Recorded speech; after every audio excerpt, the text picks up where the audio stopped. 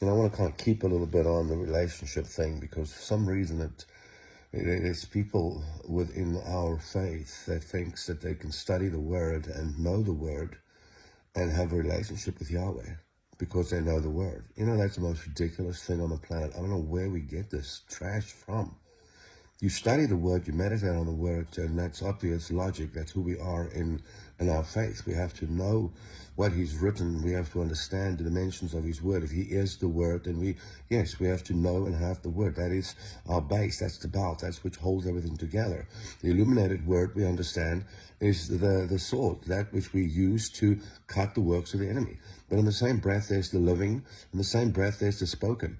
There's dimensions of the Word that we have to know, and it is in the knowing of who He is that we truly get the revelation and the power and the authority. That's why I say relationship with Him is so key.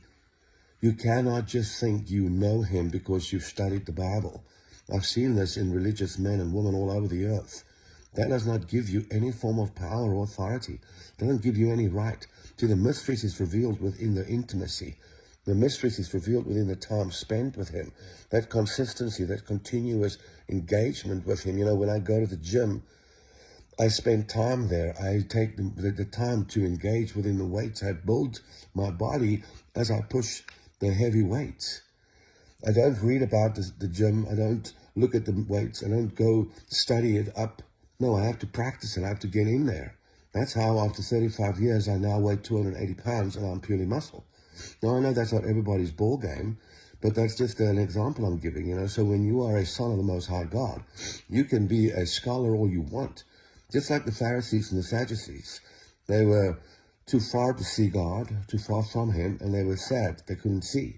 That's my perception of it, because they didn't know Him. They knew the Word and they knew the laws.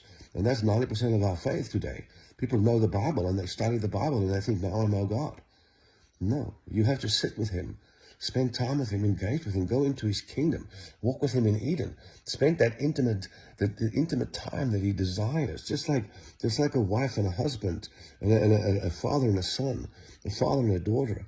That's how you get to know somebody. It's that time spent, that time put into to engage, that time put in to get to know, to say yes, Lord, and to spend that intimacy continuously with Him.